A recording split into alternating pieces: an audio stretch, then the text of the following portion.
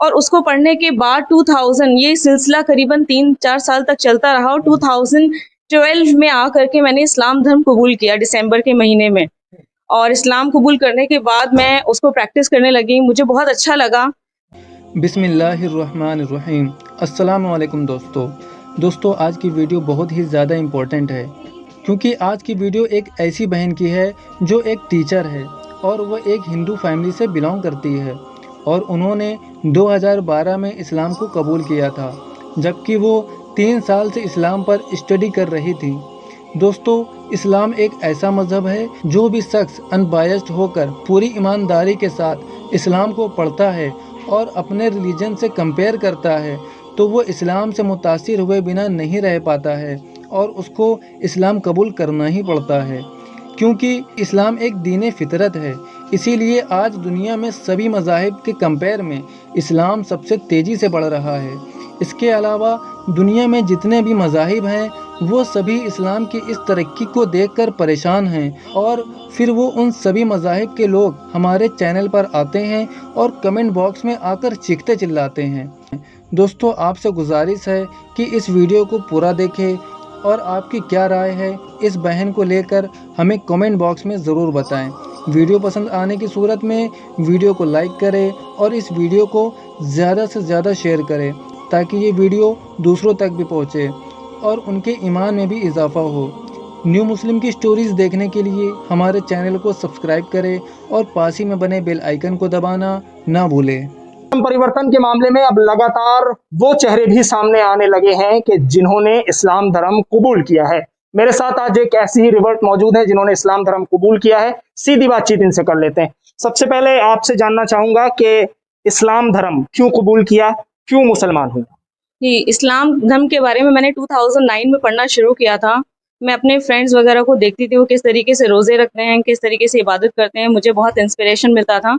और उससे पहले मैं ब्रह्मा कुमारीज़ भी जा चुकी थी, उनके बारे में भी मैंने सुना था, उनके बारे में मैंने जाके पता किया था, वो भी पढ़ चुकी थी। निरंकारीज़ भी मैं जा चुकी थी, वहाँ भी मैं पढ़ चुकी थी। तो बेसिकली मैं ईश्वर की खोज में थी, तो मुझे बहुत इंस्पिरेशन मिला तो मैंने उसको पढ़ना शुरू किया। और बेसिकली मैं क्योंकि रिसर्च बैकग्राउंड से हूँ तो मैंने पूरा रिसर्च किया, जितने स्कॉलर्स के रिसर्च पेपर्स तक जो अवेलेबल हैं इस्लामिक टॉपिक्स के ऊपर उसको भी स्टडी किया।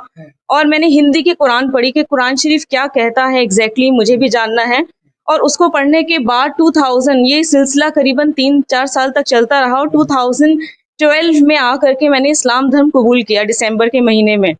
और इस्लाम कबूल करने के बाद मैं उसको प्रैक्टिस करने लगी, मुझे बहुत अच्छा लगा। प्रैक्टिस करते करते एक दिन मुझे ऐसा लगा कि क्यों ना मैंने जब इस्लाम कबूल कर ही लिया है तो ये बात मैं जो है ऑन पेपर अपने आप को कन्वर्ट करा लूं और इस जिंदगी को मैं लीगल तौर पे जीऊं, छुप के ना जी करके इसको मैं लीगल तौर पे जीऊं, क्योंकि ये मेरी पर्सनल चॉइस थी और मुझे बहुत ही सेटिस्फेक्शन मिला, बहुत सुकून मिला जिसे कहते हैं।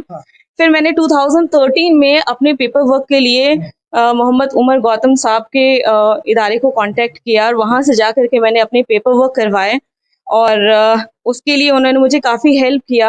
अच्छा, जब आप उमर गौतम साहब से मिली हैं, उमर गौतम से आपकी मुलाकात हुई, तो आपने उनके बर्ताव में, उनकी बातचीत में कभी ऐसा पाया है कि उन्होंने आपको जबरदस्ती इस्लाम की तरफ लाने की कोशिश की हो? वैसे तो आप पहले ही आ चुकी थी, उनके बर्ताव से कैसा लग रहा था? जी, उनके बर्ताव से ऐसा तो कुछ भी नहीं था। हालांकि उन्होंने पहली बार में मुझसे कहा कि आप सोच लीजिए और टाइम ले लीजिए, क्योंकि डॉक्यूमेंटेशन इतना ज़रूरी भी नहीं है। अगर आप चाहते हैं तो अलग बात है, लेकिन ज़रूरी नहीं है, तो अगर आप थोड़ा और वक्त लेना चाहें तो ले लीजिए।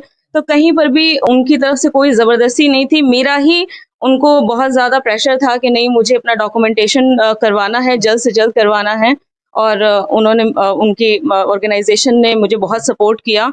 कहीं से कोई ज़बरदस्ती, कोई दबाव, कोई पैसे का लालच कुछ भी नहीं था। अच्छा, आपके जो फैमिली वाले हैं वो अभी आपको, क्योंकि काफी साल आपको हो गए इस्लाम में आए हुए, उनका बर्ताव कैसा है आपके साथ और पहले कैसा था जब आपने इस्लाम में दाखिल?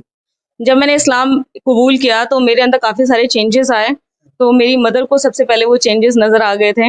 हालांकि चेंजेस जो थे उनको कहीं पे कुछ गलत नहीं लगा, उनको अच्छे लगे चेंजेस, लेकिन पहली बार तो थोड़ा बहुत अपोजिशन होता है, पर मेरी मदर ने और फादर ने दोनों ने मेरा साथ दिया। और अब मेरी फैमिली में, मेरे ससुराल में, मेरी शादी हुई 2014 में, तो अब हमारी फैमिलीज में सब लोग सपोर्ट करते हैं, ऐसी कोई प्रॉब्लम नहीं है। अच्छा, ये बताइए इस्लाम धर्म में आपने कहा रोजा रखते थे, मेरे जो नॉन मुस्लिम फ्रेंड्स थे वो सब ये सब चीजें करते थे, तो क्या सिर्फ रोजे ने आपको अपनी तरफ अट्रैक्ट कर लिया इस्लाम धर्म ने, कि रोजा रखते हैं तो चलिए इस्लाम में आ जाइए? कोई और वजह भी तो होनी चाहिए ना। देखिए रोजा रखना तो एक बात है, उसके अलावा जिस तरीके से जिस शिद्दत के साथ इबादत करते हैं और उसमें जितना सबमिशन होता है वो हिंदू भी देखते करते हैं, हिंदू भी करते हैं, इसीलिए तो आप मैंने भी करती होंगी। ब्रह्मा कुमारीज भी जाकर के देखा, उसको भी मैंने एक तो साथ। दोनों इबादत में फर्क क्या था? बिल्कुल, दोनों इबादत में फ़र्क ये है कि जब मैंने नमाज़ पढ़ी तो नमाज़ में मुझे जो कनेक्शन मिला, पर्सनल कनेक्शन, क्योंकि ये एक पर्सनल फीलिंग है, जो हम जब प्रैक्टिस करते हैं तभी हमें समझ में आती है, तो उसमें जो मुझे सुकून मिला, वो आज तक शायद मुझे कभी नहीं मिला। इबादत तो हिंदू भी करते हैं, आप पहले थी तो करती ही होंगी, पूजा पाठ भी करते होंगे, तो वहां आपको कौन सी ऐसी चीज थी जिसने कहा कि नहीं भाई आप इसको छोड़ दीजिए, इधर आ जाइए? क्या कोई लालच वगैरह का कुछ मामला था, या पैसों वगैरह का कुछ के दिए जा रहे थे? नहीं देखिए, ना तो लालच का किस्सा था, ना ही बिल्कुल पैसे की कोई बात थी। मैं खुद एक पोस्ट ग्रेजुएट हूँ बिज़नेस मैनेजमेंट में, और मुझे काफ़ी सालों का टीचिंग का एक्सपीरियंस भी है बिज़नेस मैनेजमेंट में। तो मैं एक पढ़ी लिखी लड़की हूँ, मुझे लालच या जबरन अगर कोई बात कहता है तो मेरे लिए वो सब चीज़ें मैटर नहीं करती हैं। अच्छा, तो बिना पढ़े लिखे लोग जो होते हैं उन्हें किया जा सकता है लालच देकर? देखिए, मुझे तो नहीं लगता कि आज की डेट में बिना पढ़े लिखे लोगों को भी आप कन्वर्ट करा सकते हैं, या आप अपनी तरफ से कोई भी काम करवा सकते हैं, क्योंकि आज की जनरेशन को ही देख लीजिए आप, लोकल जो लोग काम करते हैं आस पड़ोस में उनको देख लीजिए, तो किसी को भी कुछ मनवाना इतना आसान नहीं है। और धर्म एक ऐसी पर्सनल बिल्कुल दिल से लगी हुई चीज है कि उसको कोई ना तो इंसान किसी के कहने पे छोड़ सकता है और ना किसी के कहने पे फॉलो कर सकता है। तो अब जो ये चीजें सामने आ रही हैं कि उमर गौतम जो है वो जबरन धर्म परिवर्तन कराते थे, जबरदस्ती लोगों को इस्लाम में ले आते थे, सिर्फ एक डॉक्यूमेंटेशन के लिए और एक पेपर बनाने के लिए बाहर से उनको फंडिंग होती थी, तो क्या आप इसको समझती हैं कि सिर्फ इसलिए उमर गौतम ये सब कर सकते थे क्योंकि आपने उनको करीब से देखा भी? नहीं, बिल्कुल नहीं, क्योंकि देखिए मैं इस्लाम में पहले आ चुकी थी, डॉक्यूमेंटेशन के लिए बाद में पहुंची। मेरे पेरेंट्स इस्लाम में नहीं आए थे, उन्होंने इतनी बार उनसे मुलाकात हुई, लेकिन कभी भी आज तक उन्होंने उनको ये नहीं कहा कि आप कुरान पढ़िए, या आप ये किताब पढ़िए, या आप इस्लाम धर्म के बारे में पढ़िए, या आप कलमा पढ़ लीजिए, या आप इस्लाम कबूल कर लीजिए। तो आज 2013 से लेकर के 2021 आ गया, इतने सालों में आज तक उन्होंने एक बार भी नहीं कहा, ना ही मेरी फैमिली में, ना ही मेरे फ्रेंड सर्कल में किसी से कहा, किसी से भी मुलाकात हुई।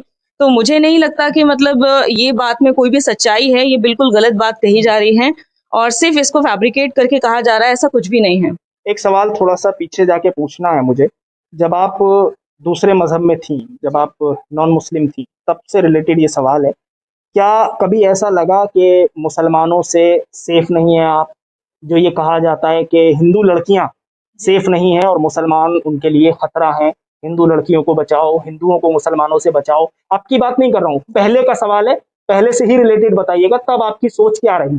जी देखिए, तब मेरी सोच ऐसे बिल्कुल भी नहीं थी, नेगेटिव बिल्कुल भी नहीं थी। मैंने हमेशा ये महसूस किया कि अगर मुस्लिम्स कहीं पर हैं या कोई मुस्लिम लड़का भी है या लड़की भी है, तो शायद मैं उनकी कंपनी में सेफ हूँ, क्योंकि कहीं ना कहीं, क्योंकि वो एक ईश्वर को मानने वाले हैं, तो कहीं ना कहीं उनके दिल में डर होता है और वो कोई भी गलत काम करने से पहले सोचते हैं, क्योंकि उनके धर्म में ये कहा गया है कि कोई भी आप गलत काम करते हैं तो आपको उसका मतलब जवाब देना पड़ेगा। तो मैं तो हमेशा से पॉजिटिव रही, लेकिन हाँ, पहले कभी नहीं सोचा था कि मैं भी एक दिन मुसलमान बनूंगी, पर ऊपर वाले ने ऐसा रास्ता दिखाया, धीरे धीरे मुझे एनलाइटन किया, क्योंकि मैं उसी को खोज रही थी, तो एनलाइटनमेंट अपने आप होता गया मेरा।